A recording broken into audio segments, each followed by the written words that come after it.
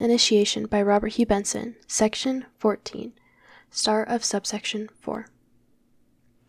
It was with a real physical sensation of constriction in his throat that he watched the motor move off with its dear burden. Enid had flatly refused to allow him to come to the station. "It's foolish," she said, "and you look so funny going backwards, too.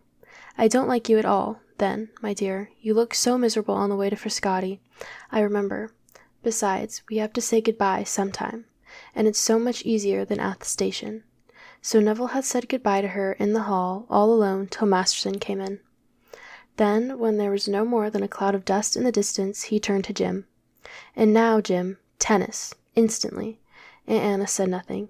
She slipped without a word into the morning room behind as he spoke. 3/4 of an hour later, Neville lowered his racket. "Jim, my dear, it's not the very faintest use till you've got the stroke." They were standing in the tennis court, Neville on one side of the net, quite close to it, and Jim under the dead-ends on the other. Jim was flushed with exercise and looked a little weary. He had no conception that tennis was like this. He had imagined that they would hit the ball alternately and make a real game of it. But Cousin Neville would do nothing of the sort. For half an hour, after a 1/4 of an hour's instruction as to how to hold the racket horizontally at a certain angle, Cousin Neville had bowled balls to him slowly and bidden him, Jim, to hit them back in the proper way, straight at his cousin Neville's face. This had been rather fun for about 5 minutes, and then it had become distinctly tiresome. He wanted to slash and bang. Besides, the racket was dreadfully heavy and his wrists ached. I think if you'd let me do it my way, Cousin Neville." Cousin Neville jerked his head. "Look here, old chap, I am teaching you, not you me. It's not much fun to me, you know, of course, if you think you can do it better." Then he raised his eyes, and there was Aunt Anna in the gallery. He had not heard her come in, and shame and compunction seized him.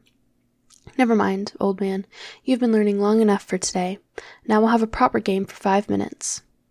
There had followed a proper game without any rules at all. Jim slashed and banged, and Cousin Neville had astonishingly the worst of it. Finally, he had fallen prostrate in a vain endeavor to reach a ball. "It's no good, old man. You're too good for me altogether. We'll have another go tomorrow." "Yes, I liked it, rather," explained Jim to his mother overhead, but Jim discreetly looked round to see if Cousin Neville really had gone. "But, you know, I don't think Cousin Neville could have been really trying his hardest, you know. You hold the racket like this, you see," he demonstrated to his mother. It was still very early when Neville strolled out of the court, but he felt quite certain that he must have solitude. He did not want just now to talk even to Aunt Anna, and next it struck him that it would be very suitable to walk up through the woods again, and perhaps go to the seat where he had sat with Enid this morning. He lit a cigarette as he went. Again the curious, constrained feeling gripped his throat as he stood at last contemplating the seat. The ground was still, a little disturbed where he had sat at Enid's feet. He sat there again, leaned back, and closed his eyes. There came upon him then, in that hour, that amazing sense of the possession of another that comes only to those who love deeply, and still find those depths inexhaustible. It is that one miracle in which none can believe who have not seen and felt. It is the one form of faith that must simultaneously be sight, and it is none the less a miracle that it recurs so often. It is as supernatural as the dawn, as transcendent of the law as the beauty of water or the mystery of music, as paradoxical as every final truth. For the paradox that was burning itself in upon Neville's heart as he sat there, cheating himself with ecstatic pain into thinking that Enid was still there, only silent, was that he perceived 2 mutually exclusive facts: his own blinding unworthiness of this girl and his own absolute right to possess her very soul. He had had his first glance into that soul, months and years ago, at the tiresome little tea party at Rome, and in its tender and beautiful twilight had met eyes that looked into his own with a frankness and a comprehension he had never met before. He perceived now that that had been the moment of recognition between 2 mates designed for one another from eternity. Then, in the days that had followed, at luncheon in the hotel, at Frascati, in the catacomb, he had been verifying this, penetrating slowly and reverently into that enchanted realm that was Enid. Then the fire had kindled, and he had understood, and misery that was pure joy came down and enveloped him. During those days he had known nothing, understood nothing. He had lived mechanically, driven by a compulsion that was without him as well as within, till he had spoken to her in a fit of despair and told her what was in his heart. That was in the Borghese Gardens one morning. and at that memory of that, and of her answer, and of the shattering knowledge that came to him that he had been right, and that the same kind of relation that she bore to him, he too bore to her. At the memory of that he drew a long whistling breath and opened his eyes wide again, and stared up at the rustling canopy of beech leaves overhead. Then he began to think over again those last days, watching, a couple of yards away, and a little line of earth heave and crumble slowly and deliberately, as a mole pushed his way beneath. He knew he ought to kill the mole, but he quite firmly resolved he would not. Their relations had developed marvelously, he thought, and that development had been the last and final ratification of his heart's instinct. She had opened herself to him, he perceived, in every direction, and in all she had shown herself what he had thought her. How perfectly she had understood the house, for instance, that house that had been his home all his life, and would be hers too, soon. His house with its own particular personality as individual as that of a human being, its air, its little ways and moods in sun and cloud. She had seen its 3 points at once, the hall, the pavilion, and the river. He had seen her understanding in her face. Then there were the people. There was Aunt Anna. Instantly, Enid had appreciated her, had noticed her adequateness, and her peculiar relation to himself. She had done even more. She had seen and even touched upon, ever so tenderly, the one single little exaggeration in Aunt Anna, her tiny tendency towards masterfulness. He had never noticed that, but he saw it to be perfectly true, now it was pointed out. Then there was Father Richardson. Well, she had indeed done wonders there. She had gained him over too completely by her sympathy with his church and 1 or 2 appreciations she had made. She had been even too successful. She had entirely removed the little soreness that had been between the priest and himself, even too effectively. And then she had seen her lovable mistake and confessed it. How adorable that was of her. There was Jim. Well, it was obvious that she had won Jim's heart, thought Neville. He had been silent always when she was there, yet he had not been able to keep his eyes off her, and Jim was not so easy to please. Masterson? Well, she was quite right about Masterson, anyhow. Masterson certainly ought not to be quite so abrupt. He would speak to him about it. Well, perhaps he would not speak to him himself. He would just drop a hint to Aunt Anna, and Aunt Anna would drop a hint to Masterson. He did not want to hurt Masterson's feelings. He was a very old servant, and very loyal, really. Finally, there was the compact, and the compact, it appeared, had, so to speak, signed, sealed, and delivered the contract once and forever. It really had been an inspiration. For what else could be wanting in a perfect understanding between 2 souls, and that such an arrangement as this? What possible chance could there ever be of any drifting apart when each could speak to each quite plainly and quite tenderly without the remotest chance of misunderstanding? How admirably and triumphantly successful had been the first experiment. She had told him 2 faults quite plainly, and he had told her 1, and both sides had acknowledged the justice of the other's criticism. That would be their safeguard always in future. How could any shadow between them ever deepen into darkness under such an agreement as this? Besides, she, at any rate, hadn't any faults. Really, that scarcely had been a fault of which he had spoken, or, at any rate, it was all Father Richardson's. Well then, here they were. The understanding was perfect. There was not realm or department where the adjustment was not complete.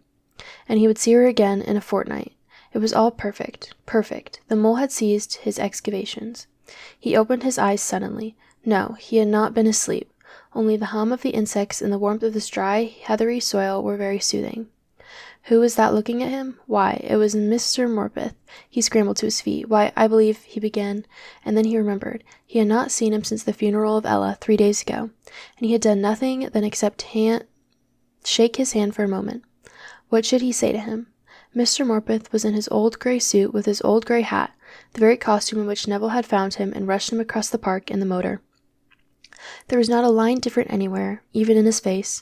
He still looked entirely as he had always looked, a retired businessman. Neville came forward hesitatingly. "I am so sorry," he said. "I think I must have been asleep. I'm so glad you're out, Mr. Morpeth." He felt he was doing it very badly, yet he had not an idea what to say. The old gentleman smiled naturally and easily. "I have no kind of business to come waking up my landlord," he said. "I'm just taking a stroll round to the church before tea. It was so hot I thought I would come by the woods." He moved on as if expecting Neville to come with him. "I'm going home myself," said Neville. "You won't mind my coming with you?" "But that is most kind of you," said Mr. Morpeth. Neville still felt thoroughly uneasy. Sorrow was an unfamiliar and rather repellent thing to him. His instinct was to talk rather feverishly about the woods and the tunnels of sun-flecked shadow through which they were passing downwards toward the house. Yet a sense of what was due urged him insistently to make some reference to his own sympathy for the old man. He was just approaching an attempt when the difficulty was taken out of his hands. "I often walked here with Ella," said the other suddenly. "I hope you will let me remain your tenant for a long time." "Why, certainly," began Neville, "but I know you're trying to think of something suitable to say, Sir Neville, but I assure you there's no reason. I am quite content." Neville gasped a little. This was indeed plain speaking. "I can't tell you what I feel," he said. I only wish I could say one half." "There's no sort of need," said the old gentleman tranquilly. "Though I thank you for your kind thoughts, the thing has happened. It was no one's fault. There's no more to be said." "The motorists," began the young man. "I assure you it was not their fault. I have written to tell them so. They were deeply distressed. It was a young horse, but my daughter was an excellent rider." Neville wondered whether the man were heartless, but somehow he did not think so. "Let me be quite plain," said Mr. Morpeth with the same brisk and intelligent air. "It is far easier, and then we need not speak of it again. I believe very strongly indeed in God's divine providence, and I see that sorrow and death are his most usual instruments. It is natural that it should be so in this world, considering all circumstances. Very well, then, I am content. I am not likely to live very long myself anyhow. I came down here to get ready to die, and this will be a help to me, I think. Let us say no more about it. And may I beg of you to speak quite naturally to me of my daughter at any time. She was a very good daughter to me indeed, and I love her very dearly. She was very thoughtful for me, always, and I am afraid I was not always so thoughtful for her. I was trying to make amends when she died, however. She understands all about that now." Start of subsection 5. "Yes," said Neville, a few minutes later, as he met with his aunt on the lawn. "That was Mr. Morpeth I was with. He's gone into the church. He wouldn't come to tea." "Well?" said Anna. They went up into the pavilion before he answered. He sat down in his old place on the window-seat and began to finger the tassel. "I can't make him out," he said. "He seemed to me quite heartless, and yet I don't think he is. He talked in a most extraordinary way about his daughter. Do you know him very well, Aunt Anna?" Anna began to minister among the tea things. "I'm beginning to," she said. "What did he say?" "Well, you know, I was thinking of what I could say to him when he began himself. He said he was content and that I needn't trouble to be sympathetic." Anna smiled very faintly. She was looking rather overdone, thought Neville. "Yes, I think that's like him," she said. "He's so very businesslike about it all, isn't he?" "He was just like that the day after the funeral, too." Neville considered a moment. "Well, he's made that way, I suppose. By the way, Aunt Anna, he wants to stay on as a tenant for a good long while, he said. Of course he's got rights, you know, by the agreement, but what about you?" "My dear, I'm going to settle near Downside again." Neville paused. "Are you perfectly certain you must go?" Anna handed him his tea. "Yes, my dear, quite certain." "Oh, I say." "Yes? Well, what about them? I haven't had a word with you since they went, and we've got those beastly people coming to stay. What time do they get here?" Aunt Anna said that the new guests were arriving by the 6:50. "I can't bear Algy Lennox," said Neville reflectively. "And he will think he can play tennis. Well, that doesn't matter. What about Enid? Any remarks to offer? She simply adores you, by the way." Anna smiled a little, lifting her eyebrows. "Does she really? Well, I think she's one of the most beautiful people I've ever seen." "Isn't she? And isn't she altogether extraordinary? She's really worthy of the house, isn't she now?" Anna nodded 2 or 3 times. "Quiet," she said. And hysterical barking sounded from the lawn, and then the sound of adjurations in a boy's voice. Then came a cry of despair. "Mummy, are you there? Look out, she's coming." A whirlwind tore up the steps. Anna hastily leaned forward with protecting arms round the table as Jill burst in, screaming with delight and excitement.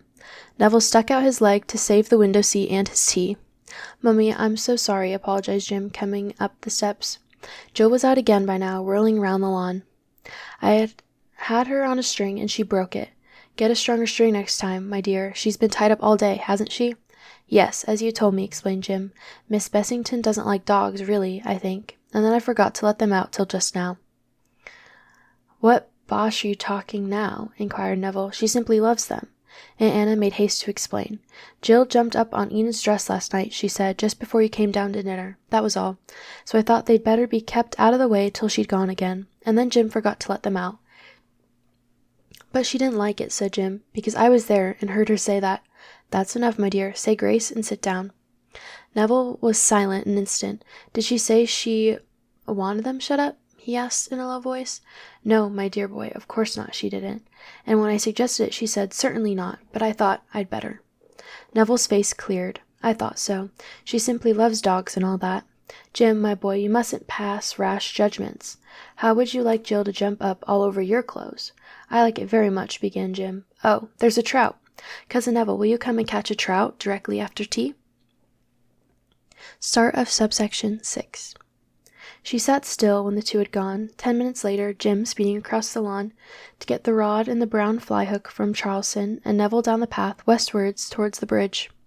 When at last she heard Jim's footsteps across the lawn, and presently leaning forward was rewarded by a nod from him as he staggered along outside, carrying the rod carefully in both hands, with its point carried before him, spear-wise, to avoid the branches, and with a landing net slung over his shoulders. She shifted across to the window whence she might be able to see, perhaps, the beginning of the campaign. Yes, there was Neville, just visible at the curve of the river on the opposite bank, hands on knees, watching the water. Then she heard Jim's steps again on the bridge, and he came into sight. She saw Neville lift a hand in warning. The figures were clearly visible against the green of the distant woods and beneath the golden light of the evening sky. It was a perfect evening. Then she began to think. Honestly, she had formulated no conclusions which she could really trust, except that Neville was very deeply and sincerely in love with Enid. That was undeniable. She had seen again and again during these last days a look in his eyes that was unmistakable. He was fond of herself. She knew that well enough. She might even say that he loved her, but the two emotions had really nothing in common but their name. He did not look at her as he looked at Enid. Tiny changes, all but imperceptible except en masse, showed in his face as he looked at the other. When he looked at herself, it was just the frank, honest, workaday affection of a son for a mother, as indeed it ought to be. Well, she had that conclusion fixed and docketed and established. What of the others? Now, Anna long ago had reached the point of self-knowledge in which she could judge of her moods and sentiments as if they belonged to someone else. For instance, she always refused to find fault with anybody, even interiorly, between midnight and 10 o'clock next morning, because she knew perfectly well that both sleeplessness and sleep between those hours slightly perverted the judgment. Sometimes even she would refuse to pass any judgments before lunch, because she had learnt how unreliable these might be. Next, then, she was aware that jealousy, there was no other word for it, had quite distinctly begun to insinuate itself into her soul immediately she heard of the boy's engagement, and that it had considerably increased its influence on her during this last week. She was perfectly furious with herself, but there it was. There had come moments during those last days when she had been forced to go up to her room and lock her door. If she had not done so, she knew that she would have given some sign of what was happening within her. It was this humiliating discovery that had finally decided her that the Dower House would not do. She must not be so near. There was no knowing not only what misery she herself might fall into if she lived there, but what a disturbing element she might not be in Hartley itself. Very well, then, she was jealous. Then how could she possibly trust to any of her own intuitions or judgments in respect to the person of whom she was jealous? All were not enough. She could never know if they were really successful. She might only too easily commit a grave injustice in entire sincerity, for her judgments of Enid had been very sharp indeed. First, she was convinced that the girl was the most dangerous kind of sham, the most dangerous, because in all probability the girl did not know it herself. For instance, there was Enid's statement that she loved the country and outdoor things, and above all the whole of that element of which outdoor things are the symbol. It was extremely probable that Enid really did think that she liked those things, and was of that kind of temperament. Yet what about that very sharp, though quite courteous, annoyance of hers when Jill had jumped up on her dress last night? Aunt Anna had been quite truthful just now. The girl had said that she did hope that the poor dogs would not be sent to the stable, and yet Anna saw that that was exactly what she wanted. Then there had been the religious atmosphere, that general attitude to interior things all around which Neville had said was the one thing that mattered. that attitude of which breeziness and a love of solitude and quiet and so forth are significant departments.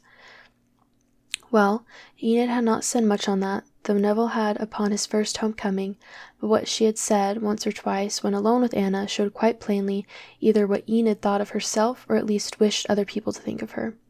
It was a type Anna had met with before, a kind of Christianized pagan mysticism, a sense of being in touch with fundamental things, of being beneath dogma, and yet fully tolerant of it. Neville had laid great stress on that element in Enid, she remembered. Well, it was not a bad attitude. It was better than narrowness or dogmatic intolerance. Yet, if that were the genuine in the girl, how was it that Anna had caught in her a look of unmistakable contempt on the night that Father Richardson had dined with them, and had explained very carefully to the company exactly what was de fide on the doctrine of eternal punishment? Of course he shouldn't have done it, but if Enid was genuine, she should not have felt, still less shown, even for that fleeting instant, so sharp a contempt. Finally, there was the element of cruelty, and this was the worst of all, which she thought she had detected. She had first noticed it with regard to the girl's mother. Miss Bessington had been talking one evening in her usual manner, and had flowed on uninterrupted for minute after minute. Then, suddenly, Enid had given a little mirthless laugh. Neville was not in the room. "You haven't had one full stop," she said. "For 4 minutes by the clock. I've been timing you. Neville, put me up to it." Miss Bessington had stopped dead. Enid had eyed Anna fleetingly, and then laughed naturally enough. "Poor mother," she said, "what a beast I am. I didn't mean it." Then she had taken her mother's hand, and kissed it with a charming and humble contrition, just as Neville came downstairs. Now that had quite appalled Anna. She had first thanked God that Neville had not been there, and then had wondered whether it would not have been better if he had. But probably the girl would not have said it in that case, and she had reckoned if the girl said that kind of thing before other people, what was she like when she was alone with her mother? That was the worst point. Yet it was not the only instance. Enid had certainly been a little sharp with Jim one morning after breakfast. She had laid herself out to be delightful to him at first, but 5 minutes after, when Jim came up, as was his way, and slipped his hand into hers, she had turned rather abruptly on to him, and Anna had caught again, she thought, a sudden flare of unloving impatience. It was partly because of what she had seen in Jim's face, too, that she had questioned him later as to what he thought of the guests. Well, here were these intuitions, these observations, and the conclusions that her whole soul drew from them. And yet that distorting passion of jealousy came in and vitiated them all. And could she possibly tell that she was not gravely uncharitable, that she had noticed and counted and exaggerated those little sinister points only, and had ignored the rest? How could she tell? What was she to do? Yet Neville mattered frightfully, and yet, too, she dare not speak. She must make the best of it, at any rate, for the present. That would surely be Mr. Morpeth's advice if she dared but to consult him. She sat up, suddenly interested. She had been watching unintelligently the movements of the two, who had moved a few yards away from the river-bank in order to select and affix the appropriate fly. Jim had sat on his heels to watch, jumping up and down now and again with impatience. It was too far for her, with the suck and gurgle of the stream in her ears, to hear them talking. Then, still, unintelligently, she had seen Neville approach the bank, crouching a little, and Jim, like a small replica of him, immediately behind. And then she watched the cautious, sinuous movements and the delicate whisk of the rod. She saw it all. Even while she thought of those other matters, nothing had happened, except that the figures had presently moved round the bend of the river and disappeared. Then they had come back, and there had followed another business with the removal of the fly, she supposed, and the affixing of another.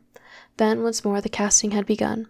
And now she sat up to watch, for Neville was upright and Jim was dancing. Neville had the rod high, and she thought that even at that distance she could make out the curve of it. Then she saw Jim stop dancing and snatch up the net, and so the two figures stayed, now moving a little, now returning. And then the group dissolved into laxity again. She saw the rod lowered and Jim's net drop.